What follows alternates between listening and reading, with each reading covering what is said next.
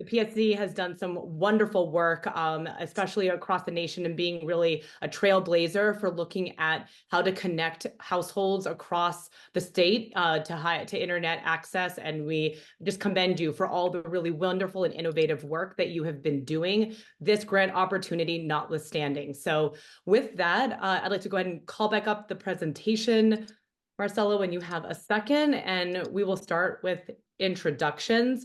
If you are an attendee, we'd also love to know who's in the room and who's in the space.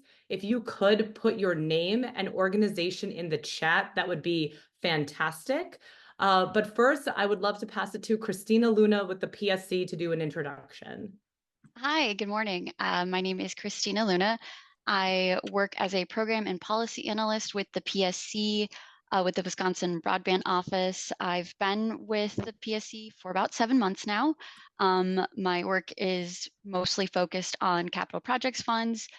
We just finished the grant round with broadband infrastructure, and now we are gearing up for this really exciting digital connectivity and Navigators grant program. With that, I will hand it off to Paul. Good morning, everyone, and thanks for the opportunity to be here. My name is Paul Williams. I'm the Choice Neighborhood Initiative Coordinator for the Housing Authority of the City of Milwaukee. Choice Neighborhood is about the redevelopment, revitalization of the West Lawn neighborhood on the northwest side of the city. That's West Lawn was the largest public housing development in the state of Wisconsin. We started redeveloping that just about 14 years ago. So we're 14 years into that process. And as part of that, access to Wi-Fi devices and training has been a key component of what we've tried to provide there. I'm also leading up digital equity efforts across our agency to other developments across the city of Milwaukee. And I'll be speaking about those later on. Thank you. Thank you so much, Paul. Let's go ahead and pass it to Tammy Hastings.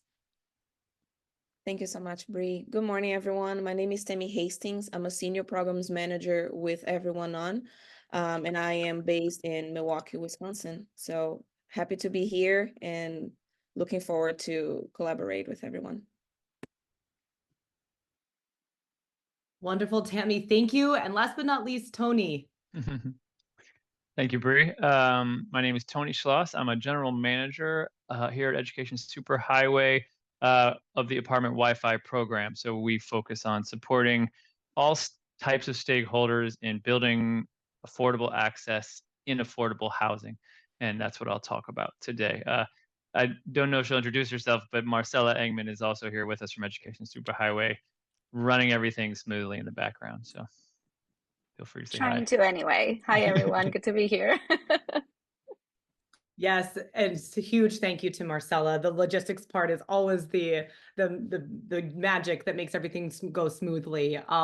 With that, can we go ahead and go to the other slide just to set up what we'll be speaking about today? So we've just done our introductions. Thank you as well for adding your name and organization to the chat. If you're just joining us, 2 logistical pieces. We are recording this session, so it will be available, especially if any of your colleagues couldn't make the time today. Feel free to let folks know that we will have this recorded. It will be available on the PSC's website after today, and we'll be sure to send it out as well.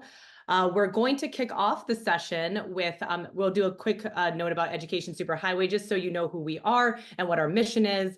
We'll pass it to the Public Service Commission to talk about the grant program and this opportunity.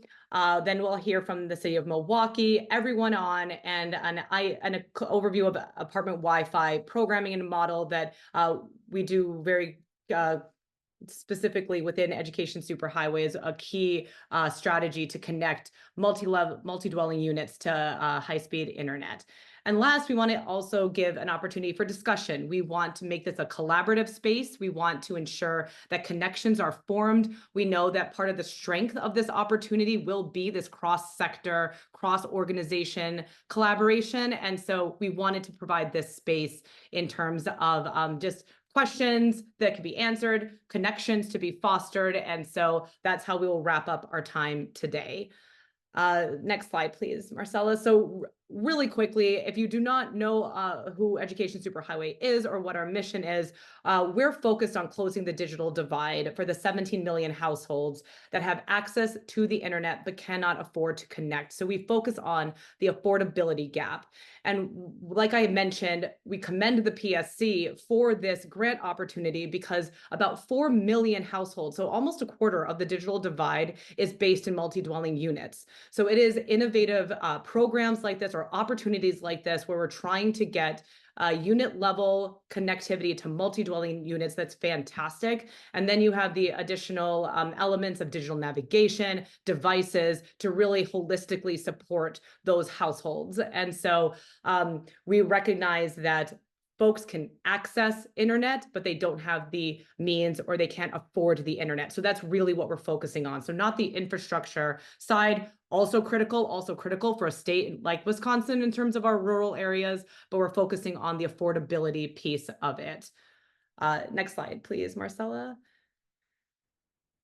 And then if you're in this space, you know how important access is and how important home broadband access is, but just a quick overview. We also recognize that in many of these multi-dwelling units in these households, there are multiple reasons for connection and multiple ways in which they can fully participate in society, fully engage with their school and remote work, workforce development, job training, healthcare, and access to the social safety net, which is sometimes often overlooked, especially if you are working with households that have individuals or seniors, et cetera. So just to sort of lay out where this is not only cross-cutting in terms of the critical importance of multi-dwelling units, but also there's so many elements where digital inclusion and digital equity are paramount for this work.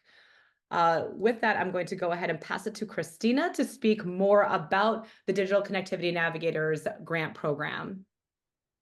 Great. Hi again. Thank you. So some general program information. The CPF Digital Connectivity and Navigators program stems from the American Rescue Plan Act funds. We aim to address challenges laid bare by the pandemic, which Bree highlighted pretty well there. We want to deploy computing devices or digital devices, install Wi-Fi equipment in targeted apartment buildings, and provide digital navigation services to make use of those devices for work, education, and health monitoring, as well as other really great reasons like that social network as well. We have up to $33 million for projects throughout the state. They can be localized, they can go statewide. It's really up to your project proposal and what you think you have the capacity for. CPF Connectivity, it's a competitive subgrant program, and we really encourage partnerships, which I think is going to be highlighted throughout this presentation today. We want to target underserved, underconnected, and low-income communities and households in Wisconsin. So these are the people that were most severely impacted by the COVID-19 pandemic and lack of infrastructure, as well as devices to adopt the internet. You can either apply for funding to deploy devices or install MDU Wi-Fi, or you can do both. For example, let's say you want to propose an MDU Wi-Fi project. You also would like to give the residents of that apartment building devices. All of that is up to you. Just an example of what's possible. One thing to note, though, is your projects must include a digital navigation component. So that is, in essence, to help people utilize the capital asset, because the devices, the Wi-Fi, those are seen as capital assets, and we want to make full use of those through the digital navigation component. Just a quick note on entities or organizations, people eligible to apply.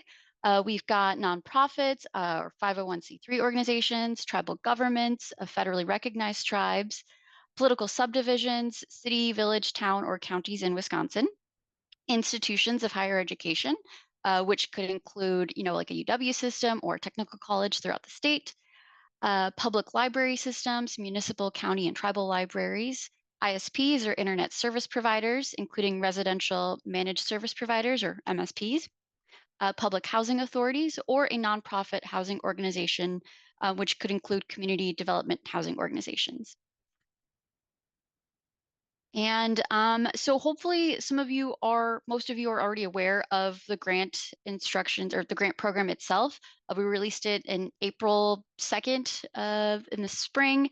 Our original deadline was going to be June 19th, but given some more feedback and guidance from Treasury, we had to make some changes and extended that deadline. So now our new deadline is Wednesday, July 3rd, 2024 at 1:30 Central Time. Some other things to note about our changes to the instructions, and hopefully you've had a chance to read them. Otherwise, we can also post everything that is included on the CPF webpage. Televisions are not an eligible device. So we're really looking at computers, laptops, anything that can enable school work and telehealth. We have a great definition of digital devices in the instructions. We'll make sure to post those as well. Let's see, grant subrecipients will be responsible for installing equipment to provide free Wi-Fi for all eligible units in the MDU. So this is kind of a bigger change to the grant program itself. So public Wi-Fi must be free, first and foremost. And that's kind of, it might change some things, but if you've already applied, submitted your application, or if you're working on it, just know we can work with you in the budget if you haven't accounted for those changes already. We also have CPF projects are required to operate 5 years from the project close, which is like the close letter is filed. That's when the project closes. This program, the performance period is November 1st, 2026. So your projects, whether it's devices or MDU Wi-Fi, needs to continue from 5 years after that closeout letter. Bigger change from what we originally proposed. Then we also have a couple of questions that you may or may not have already answered. If you're interested, questions 26 and 27 should be answered NA or not applicable because public Wi-Fi must be free throughout the MDU for all residents. Those were questions pertaining to cost of service and things of that nature that would have gone to the residents or recipients of the devices. And then lastly, we've updated the budget categories and reporting timeline. So this will be more of preparing for your application and then post-application if you were awarded a grant. And those can be found on pages 22, 25, respectively. We also have some folks from our grants team that can maybe answer some of those questions later in this presentation pertaining to the budget. And okay, some additional information, and this is, you know, and with the understanding that you are more familiar with the grant program, we'd like you to note that the digital navigation services are considered an ancillary cost to make use of the capital asset. Again, the assets are going to be those devices or the MDU Wi-Fi. So you cannot just apply for grant funding for digital navigation services. It needs to be connected to either a device program, a Wi-Fi program, or both. So make sure that your applications are detailed and how the digital navigation services will help make the asset useful because that funding that we are providing is for the capital asset. And that's where partnerships can really come in handy if you are more of that digital navigation kind of an organization. This would be a great opportunity for you to meet with an MSP, ISP, public housing, or a device distributor. We also would like you to think of the devices as a fleet. So a fleet must be available for the whole 5 years. You can look at this as if you apply or if you purchase a fleet of 1,000 devices, right? And it is a recipient of a device. And let's say that it breaks and you say, well, can we purchase another device for this? No, it should be within your fleet. So be prepared for a fleet of devices and whatever kind of issues might come up with those devices, you'll have that sort of that whole of all of your devices in that fleet that you are applying for. And those should be good for that whole 5 years. Another thing, we just want to highlight, this is a one-time grant opportunity. We need to use these ARPA funds that are held over from the COVID-19 pandemic. So apply as best as you can. We encourage you to apply. There most likely will not be another grant round or opportunity to use this funding, and we want to use it by the end of 2026. So while bigger projects may not be funded completely through this grant program, consider applying for what is an allowable cost. So if you've got, some really big, amazing ideas for like rolling out digital navigation through the state, or ensuring that every public housing unit has affordable Wi-Fi, great. Make sure apply for what's eligible and able to be covered through this grant program, and hopefully you can work out some other opportunities for funding to finish that whole project.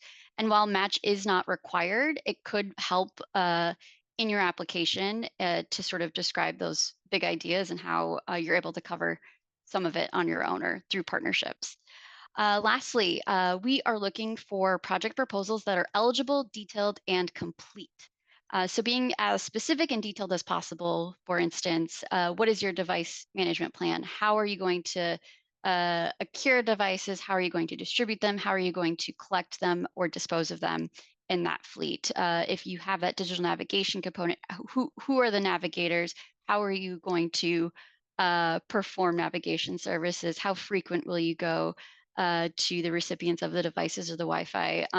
Just giving as much detail as you can, just so we can trust that you're going to meet the goals or objectives of this grant program would be really great. And then also, so some entities don't need to bring in partners. Some of you may already have everything you need to complete a project that we're looking for. And then some of you may only have expertise in one area of a project. So that's where we really want to encourage those partnerships. And I can hand it off to Paul to describe some really previous great partnerships that have previously been done. All right, thank you, Christina. And again, I'm with the Housing Authority of the City of Milwaukee with the Resident Services Division. And we really appreciate the opportunity to present on some of our partnerships over the years that have helped us to increase digital equity among our residents across the City of Milwaukee. I'll be talking about some of our programs with multi-dwelling unit Wi-Fi projects, device distribution, and training programs through our Digital Equity Initiative.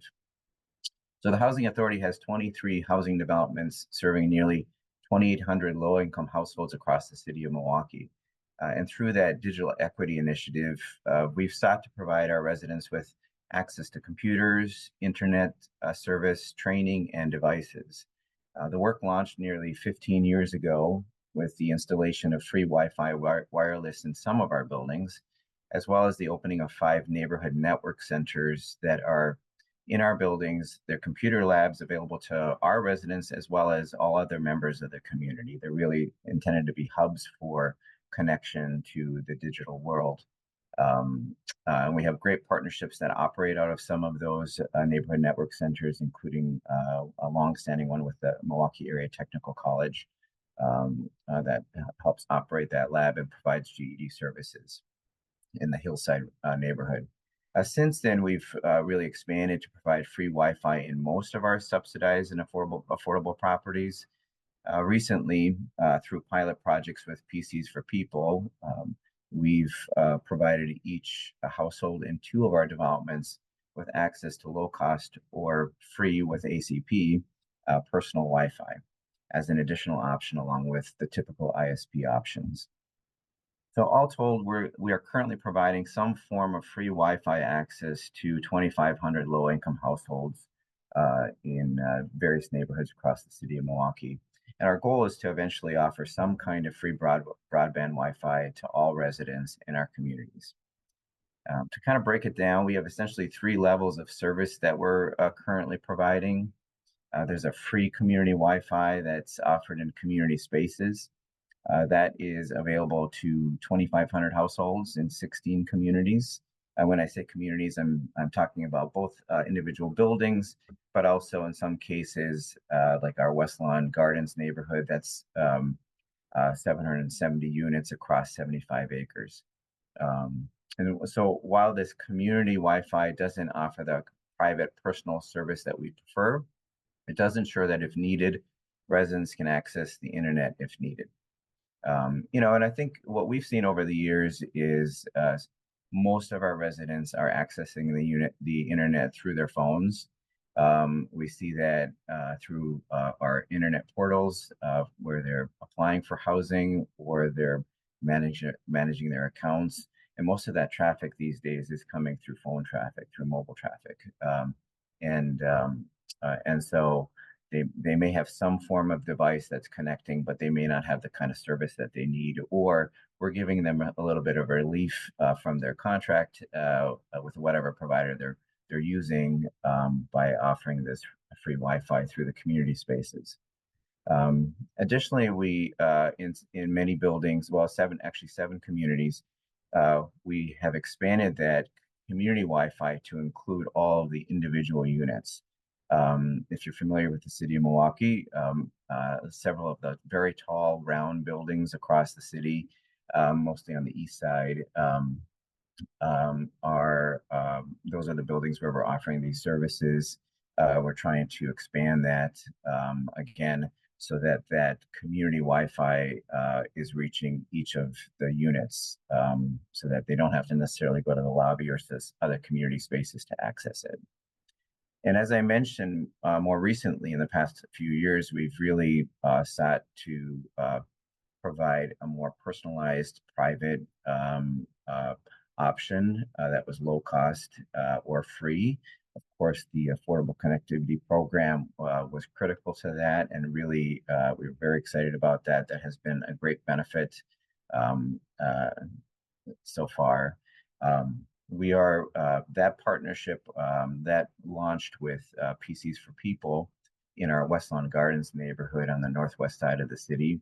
That's a 75-acre neighborhood, and it's really been a space for us as we've been redeveloping it based on a community-derived plan to try out new things, to really do these pilot projects to see what we can find some success with there, and then apply it to our other developments across the city. There's currently about, I think, 773 households on that 75 acres. And currently, I believe 699 households have access to the PCs for People service. And the plan within the next few months is to make that available to all of the households within the neighborhood. And we've had pretty good subscription rate to that. Again, our goal is not to offer one option, but to offer more options. We don't endorse any particular provider. We don't, and we don't limit the options for our residents. Our goal is to provide as many options and to support that, so that residents have choices. And our intention here is to ensure that there is a low-cost option that's available to them, so that they can participate in digital life because it's so necessary today. I'll add that with West Lawn Gardens, also PCs for People has been great in terms of providing that and adding the access points to outdoor community spaces, including the beautiful park and community gardens that we have there that really are connecting spaces. They're essentially outdoor community centers, and having that service there both supports our staff who are trying to do work there through laptops, but also residents. And so residents are connecting face to face, but also digitally because of that service. Another more recent project, so we've using West Lawn Gardens as an example. We more recently worked with United Way of Greater Milwaukee and Waukesha County's Techquity Initiative, the City of Milwaukee, and then again PCs for People, to provide personalized, low-cost Wi-Fi service to the residents of our Beecher Court building and the Beecher Terrace building. These are two side-by-side buildings on the south side of Milwaukee. And in fact, that is the intention there, is that that particular census tract has the lowest digital equity in the state. And so the intention was to try to affect that by offering this service. So currently 200 households in those two buildings have access to the PCs for People service as a result of that. And I believe PCs for People has been providing devices to the households that sign up for this service as well. So, again, our goal is to kind of learn from these experiences and eventually expand and offer increase more options, more low-cost options to all of our residents, so that they can participate in digital life. Another component has been device distribution. We've been thrilled to partner with the United Way of Greater Milwaukee, again, their TechWitty initiative, and their goal of getting devices into the hands of a lot of people. I believe it's 10,000 people over a period of time. That initiative launched 2 years ago at West Lawn Gardens, where we were able to partner with the Silver Spring Neighborhood Center, West Lawn Resident Council, and others to distribute over 700 devices through United Way. It was just a phenomenal community effort to ensure that if a household, if a person needed that device to access jobs, access education, healthcare, whatever it was, the United Way has been phenomenal about removing barriers to make that possible. And then beyond that, we've done device distribution and training as well. Again, working with kind of building off of the Wi-Fi installation at Beecher Court and Beecher Terrace. United Way hosted a training at Beecher Court for residents, and that included personalized training. And really what we're seeing at the point with a lot of folks who are coming into training are they're really at a basic level of usage of these devices. Most times they have some kind of phone and it's set up to do the specific things that they need to do on a daily basis. In many cases, these are older adults where children have been able to, help their parents set up the phone to do that basic need, whatever it is, like connecting to their doctor office or getting the email. How do I get to my YouTube programs?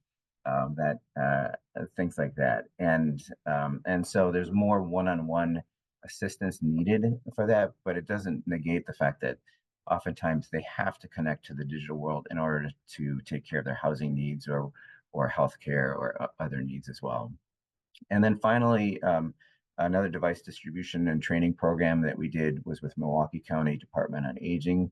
Last fall, we were able to provide 10 training sessions where 100 participants received an iPad and then learned how to use it.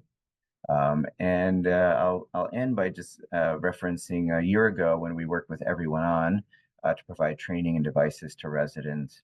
It's a really wonderful, high-quality training that we know participants enjoyed and were enriched by. Through that program, 30 individuals received tablets and also access to a 4-week training session provided by Everyone On. So to end my portion at this point, at least, I just want to reinforce that what's already been stated today, that it's key that every member, and particularly low-income households, have full access to the internet. Nearly every service, opportunities to apply for jobs, education, healthcare, they're all online and going online. And it's necessary that all residents have access. I see that anecdotally every day when we have folks who are camped out next to our buildings on their phones accessing the free Wi-Fi. There's a clear need that we see every day. We want to try to reduce that gap. And we're really doing that through 3 components. One is providing access to devices, providing access to internet service, and then providing access to training and digital navigation. So we really appreciate our partnerships up to date to help us make that work possible. And with that, I think I turn it over to that last partner I mentioned, Everyone On, and Tammy Hastings. Thank you. Thank you so much, Paul. Good morning, everyone. So I am, like I said, I'm Tammy Hastings. I'm a senior program manager with Everyone On here in Milwaukee. And today I'm going to give you all a little bit of overview on our work, partnerships, and talk a little bit about our digital navigator program. So Everyone On is a national nonprofit, but with a local impact. That's how I like to explain our work here in Wisconsin. We help unlock social and economic opportunity by connecting families to underserved communities, in underserved communities to affordable internet service, as well as devices, and providing digital skills training, because we believe that those three, they walk hand to hand. It really, it's great if you have a device, but it's even greater if you know how to use it. So aside from using it, it's even greater if you have internet access in your house, so you are able to be part of the digital inclusion in the world.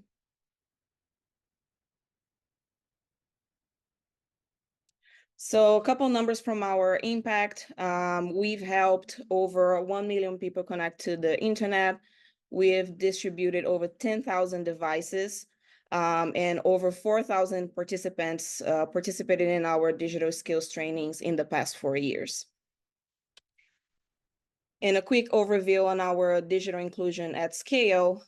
We work with, and we are really proud of, our national offer locator tool, where residents can go on our website, use their zip code, answer some eligibility questions, and they will have access to all the internet services, devices at low cost, or digital skills classes available in their area, or the area where they live.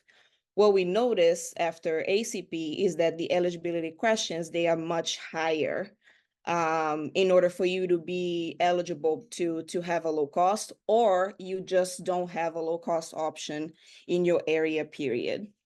Aside from the national offer locator tool, we also work with our internet connectivity and device solutions, where we promote enrollment events to help residents find low-cost internet programs and affordable devices. And we also leverage our OLT, the offer locator tool, during those, as well as our enrollment assistance hotline, where we provide a one-on-one bilingual internet enrollment assistance, and we can help and we can guide people interested in signing up for internet services for their house.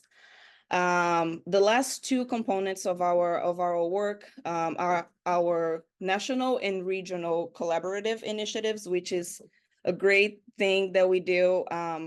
Yes, you can reach goals by yourself, but you can reach higher goals if you work together. So we love our partnerships, and we love that we have a strong partnership here in Wisconsin. We've worked with United Way, with Housing Authority, Employ Milwaukee, PSC. So it's just great to have national and regional collaboratives, and we try to implement what we see regionally. We try to implement that and replicate nationally. And on our Digital Skills Academy, that's when I talk about our Digital Navigators training.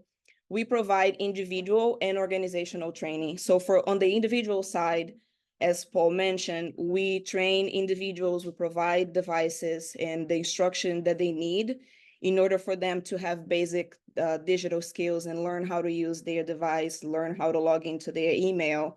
The example that I like to give on that is that, as you may notice, I have an accent. So I'm not American, I'm from Brazil, and I did not grow up with snow.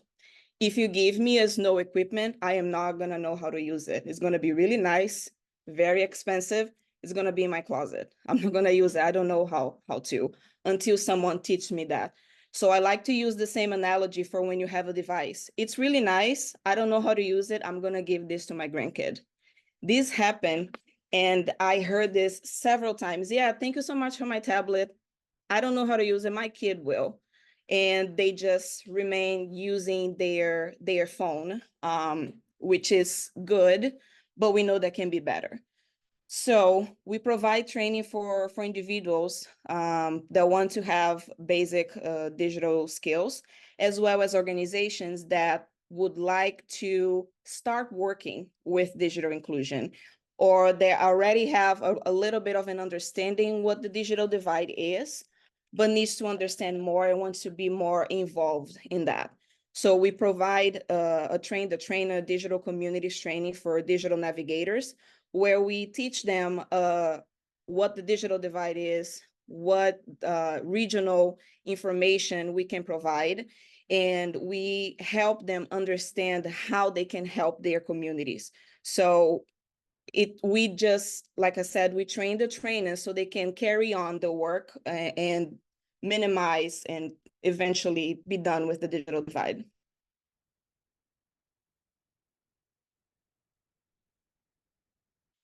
So an overview on the digital divide in the United States, I'll go over this really quick, but 29% of adults with household incomes of 35,000 or less per year do not have broadband internet at home, and 43% of adults with household incomes of 35% or less per year do not have access to a computer at home.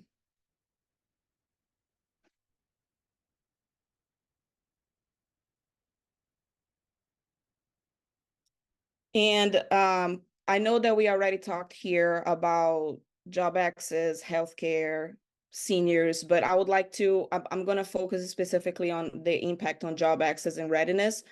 92% of jobs require digital skills. However, nearly 1 out of every 3 workers lack foundational digital skills. That's a very high number. And people who qualify, according to the quote that you also can read, people who qualify for jobs that require even one digital skill can earn on an average of 23% more, which means an increase of $8,000 per year for an individual worker. I saw that we are running short on time. Yes. You can skip to the regional one, Marcella. Thank you. So on the Milwaukee side, thanks. On the Milwaukee side, we estimate that almost 25,000 households do not have a computer. Almost 39,000 households do not have broadband internet at home. And almost 36,000 households have incomes under $50,000 a year. And we need to keep in mind that these numbers only account for who has reported that they have or don't have an internet or devices. Many people did not answer those census questions. And it doesn't provide information about affordability or devices that might have been loaned by the library. And even though it was loaned, they still said that they had devices. So those are numbers and those are details that we need to take into consideration. And for last, like I said, our Digital Skills Academy, specifically for organizations, we work with the Digital Inclusion Essentials.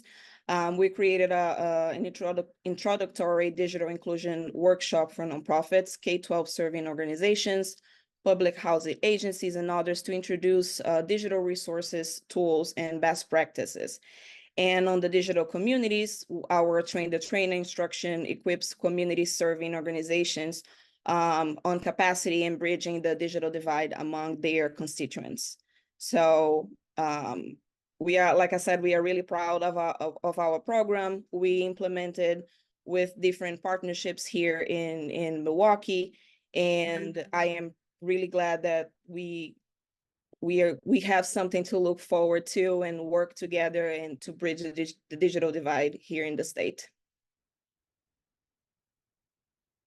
Thank you so much, everyone. Here's my information. Please feel free to reach out, and I'm happy to answer any questions that you might have.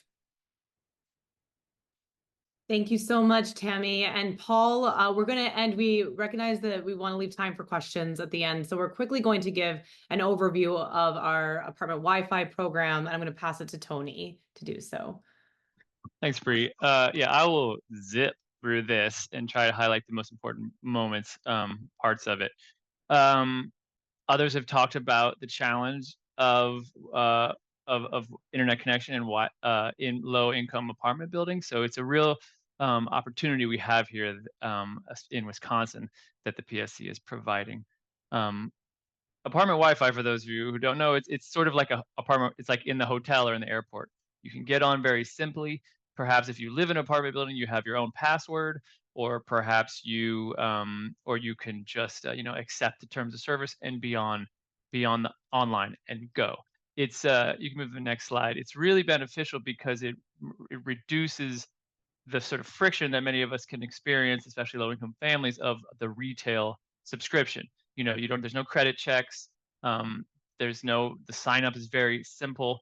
It's easy to connect with the digital navigation that'll come along with this program.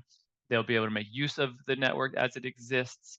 And on the flip side, for property owners, it really improves the sort of like the future proofing. It improves the value of and resiliency of your building. And Education Superhighway is doing a lot of work to advocate to HUD and the FCC to figure out ways to incorporate broadband costs into the sort of subsidies and allowable costs that are refunded through their programs. Next slide. So again, it's a great way to get people online. This program with the devices and navigation, everyone will be more prepared. It is our mission, Education Superhighway, to create these types of networks in affordable housing. We're really pushing it here, right? So it's really much easier for the residents, much better for property owners. As you put in these sort of fiber cabling or Ethernet cables in your building, all of a sudden, not only is your building have better prepared for the future, higher value, but also you will enable more choice for your residents, especially if you're able to own that sort of infrastructure. Moving on. This is a good slide for anyone who is considering apartment Wi-Fi. So what is it? It's basically, an ISP, Comcast, Spectrum, Verizon will come in to your basement, into sort of your mechanical rooms, and connect you to the internet with a super fast connection, maybe a fiber connection of 1 gig, 2 gig, 5 gigs. Then you run up through your conduit in your building into intermediate closets in hallways, where you can then break out the signal into the easiest way to do it is putting in access points in the hallways that penetrate into apartment buildings. You can also go into put the access points in apartments if you wish, which can actually be, we have to do that in certain building types in order to spread the signal. But then it's a little more challenging because you have to get into resident apartments. It's might be slightly higher cost. But it's a relatively simple, cost-efficient way to provide internet to residents of multi-dwelling units. Moving on. It is a partnership, though, however. So the property owner will be, the lead for sure, as it is their property and they're managing it. They would partner with a managed service provider, and the managed service provider designs the network, installs the equipment, and then watches and manages the equipment, the service. And so if there's a problem with the service, they are alerted remotely. Oftentimes they can fix it from their office, or they'll send someone out to fix it. Internet service provider provides the connection to the internet. And that relationship is really sort of between the MSP and the ISP. The property owner will have to pay for that cost, but they won't really be necessarily involved directly with the ISP. And then oftentimes, a managed service provider will subcontract with the cabling provider who will do the installation, the construction of installing the wiring, installing the access points, et cetera, et cetera. Next slide, please. Part of the cost is you pay a monthly fee to the MSP, as I said, to monitor the network and resolve any issues. Depending on that cost, the residents can call that MSP, or a designated, building manager can call the MSP and identify an issue. But usually those issues are identified by the robots before the people even know it's happening. If you have an extensive IT staff, you can manage that network yourself. Honestly, once it's installed, once it's working, it's relatively simple. I say that having trained young people here in Brooklyn, New York, to install, maintain, and promote networks, community networks.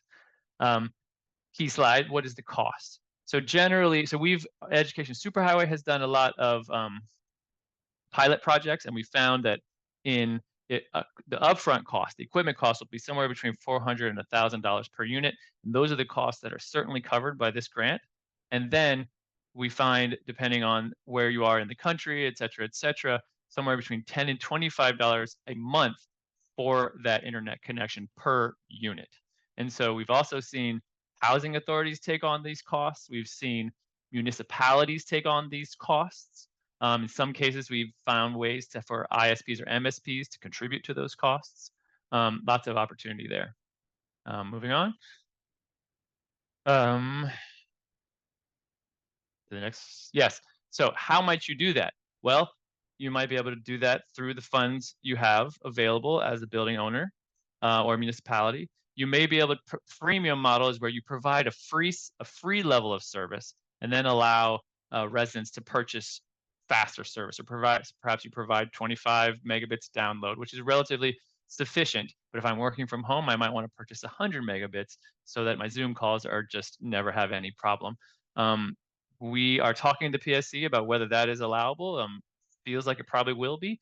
And then also you can have an MSP or an ISP as a part of a matching fund. There's no matching requirement in this program, but it is looked upon favorably. And so that can be part of a way that an ISP or an MSP can contribute to the digital equity goals of this work.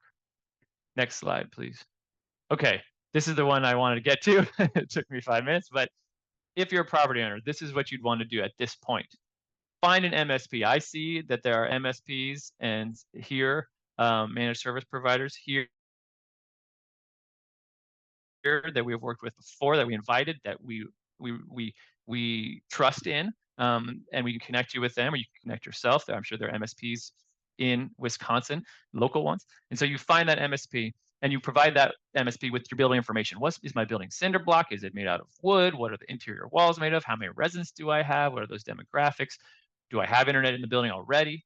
And then most importantly, how will I pay for it? How will I pay for the ongoing costs? At that point, the managed service provider will come in, will do a site survey, create a network design, figure out who will provide the internet, create a budget, obviously, and figure out ways that they can support with digital equity components.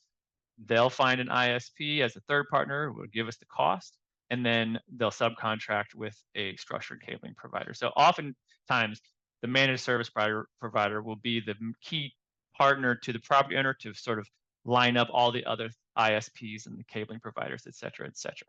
So if you're interested, your property, in bringing the service to your residents, find an MSP, find a managed service provider, and work with them. And now with the extended deadline, there's probably almost certainly enough time for you to develop these networks and these applications. I think that might be the end of my presentation. I think I'll just add that I had a question I haven't put in the chat yet, but that I want to mention that Education Superhighway is in conversation with the PSC about, are there any types of allowable costs for those operating funds? You know, like generally this is a capital fund project, so it's for equipment, but in internet networks, sometimes there's some wiggle room because to make this equipment work, you got to pay for the connection. Or to monitor the network, which is an allowable cost, you have to pay an MSP to do that, right? So more to come on that. And feel free to reach out to Education Superhighway for any of your digital equity needs. We're happy to support in any way we can. Okay, let's open it up to questions. Tony, thank you so much. And thank you to all the presenters for that fabulous overview, partnerships, collaboration, and then even down to the technical aspects of how you can make this all operational. We have a couple of questions that we want to be sure to get to. Again, if you have any that you're thinking of, please put them in the chat. Most of them are grant related, so I'm going to bucket them. But want to first just call out that there was a question about digital navigation. Tammy gave an awesome overview of what that looks like in the digital literacy skills that everyone on in particular provides to support that. And Jennifer Smith shared a really great resource. Our colleagues at NDIA have sort of defined digital navigation and what that means, what the elements are. Just a question though, Christina, is there anything in particular on digital navigation or an official definition that the PSC has offered, or is the NDIA definition sufficient? Yeah, in our definitions of digital navigation or digital navigators, we included the NDIA definition, and I believe my colleague Jennifer Smith posted it in the chat as well. If you wanted to a link to that website, they have a lot of great resources on digital navigation 101. Fabulous. Thank you, Christina. And actually, I'll keep you on for a couple of the grant-related questions. The first is around sort of a two-part. There's two separate questions on the 5-year post award provision. Just a general, could you speak some more and clarify the requirement that the project needs to continue 5 years beyond? Does it mean that we should be proposing 10-year projects of which 5 years are funded by the PSC? Yeah. So I have a Robbie Daly. He's going to help me with some of these more technical pieces of the capital project budget. Robbie. Hey everybody, I'm Robbie Daly. I am posting a link in the chat right now, and it's to our application instructions, specifically our amended application instructions. And on page 23, we kind of talk about this. But to answer the question directly, you do not need to have 10-year long proposed projects. On page 23, it says, the CPF projects are required to operate for at least 5 years following the project close. And then the project close is defined as when the closeout letter is filed. And the equipment and the fleets should plan with this requirement in mind and plan for full capital asset depreciation over the performance period. And the performance period being the date of the order of the commission order, to November 1st, 2026. So it doesn't need to be 10 years, but yes, we do expect the project to go on 5 years post-close. Then there's another subsequent question. I was gonna say, and Robbie, link to that, is it all elements of the grant, like services, must they all go on for the 5 years, or is there flexibility if you decide that you've sufficiently fulfilled one of those areas? Could it be pivot to something else, or does it have to also be the 5 years after? Sure. And this is getting to the next question, right? Yes. Yeah, I'm going to put in another hyperlink here. And this is to some treasury guidance that might be helpful here. The short answer is yes, but there's also an answer of yes to the flexibility. What do I mean by that? Well, on page 8 of the PDF or page 9 of the document, when you open it, it talks about project eligibility is defined by the services that the completed projects are designed to provide. The exact services or activities may change over time, so long as the capital project directly enables all three activities like work, education, and health monitoring for at least 5 years after the completed project. That would meet the requirement. So in plain words, yes, we expect the services and devices to be deployed 5 years post-close. But the scope and nature of those activities or services is likely going to change throughout that time frame. You know, the MDUs, they might get their devices and they might get some initial navigation services. And then there could be a little sweet spot of time where, you know, there's a little bit of sort of cruise control and everything's good, but that should be outlined in your project proposal. The nature of the work is going to change over the time period, and we acknowledge that, but nevertheless, the services and devices should be deployed for that 5-year time frame. Robbie, thank you so much. And just, I'm putting this in the chat, but to say out loud, if we don't get to all of our questions, we will be sending a follow-up. And we can also, there is, correct me if I'm wrong, a question and answer sort of FAQ on the PSC's website. We'll be sure to share that with participants as well. There's one on, I want to pivot for a minute to the apartment Wi-Fi question, and maybe can sort of connect it to Tony or other question about allowable activities. And so for the apartment Wi-Fi from like an MSP, are structured cabling, inside wiring, is there any guidance provided in the grant application process on the preference? Okay, of Cat 6, Cat 6A, and or fiber. Is this something that we have covered in any FAQs on the grant application page? No. I think what's best to do is just provide your plan in the application. Let us know what you're planning on doing. If it's not something that we are told through Treasury that is allowable, we can let you know. But yeah, those more technical pieces, I don't think that there's anything very specific in what I'm seeing that we have any guidance on at this time. And then to your second question, I think I'm reading it from Matt. Is the minimum residential internet speed the FCC guidelines of 100 by 20, or is preference given for higher residential speeds? So I think we are going to stick to that 100 by 20 as sort of the baseline for that free public Wi-Fi. From what I understand in our interpretation of the Treasury guidance documents for CPF projects. And is preference given for higher resident? I couldn't tell you. If you look to our merit scoring criteria that we have posted in the application, it sort of just, you would just be specific, let us know what you want to do, and our scoring panel can sort of determine how you rate on that. Yeah, I hope that answers your question. Thank you so much, Christina and Robbie. In our last minute together, we have a couple questions on allowable activities, and I want to call out just a couple for digital skills training by Digital Navigators. Allowable activity? Sorry, digital skills training, an allowable activity?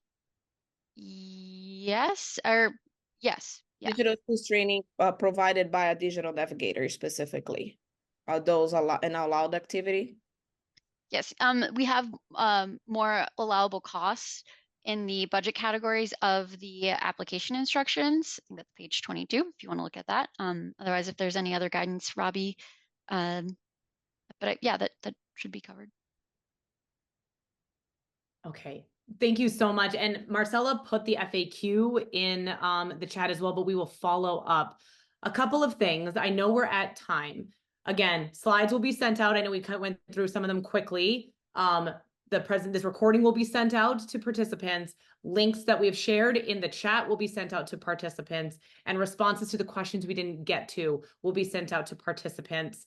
If you are interested in any connections made today, like Tony mentioned, there are MSPs that we work with closely and trust and are fabulous partners. There are other wonderful collaborators in this space, like everyone on, like United Way of Wisconsin. If there is any connection we can help facilitate, please reach out to Marcella and or myself. I will also drop my email in the chat and it will be shared afterwards. Feel free to reach out to us. The extension has meant that we can also sort of help facilitate these organic connections. But I want to close and say thank you again to our panelists. Thank you to the PSC, and thank you for this opportunity. It's really exciting how we will be able to connect so many residents to internet access in our state. And with that, I want to give you your time back because I know we've already gone over by a minute. So thank you so much again. Thank you. Thanks, everyone. Have a good weekend.